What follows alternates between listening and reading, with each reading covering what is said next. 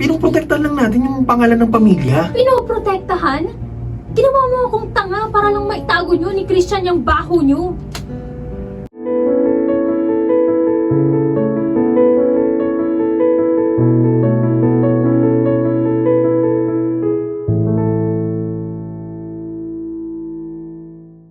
Ano ba, Dina? Bitawan mo yan. Huwag kang makialam sa hindi mo nga gamit. Hindi ko gamit. Asawa mo ko, di ba? Lahat ng gamit mo, gamit ko na rin. O baka dekorasyon lang ako sa bahay na to. Alam mo, hindi ganun yun. Pinoprotektahan lang natin yung pangalan ng pamilya. Pinoprotektahan? Ginawa mo akong tanga para lang maitago nyo ni Christian yung baho nyo. Binigay ko naman sa yung lahat, di ba? Respeto, pera, maayos na buhay. Ano mo gusto mo? Ninakaw mo ang buhay ko. Ginamit mo ko parang basahan para ipunas dyan sa mga dumi nyo. Huwag kang sumigaw. Marinig tayo ng mga kapitbahay, masisira tayo. Tayo? Walang tayo. Walang tayo, Marco.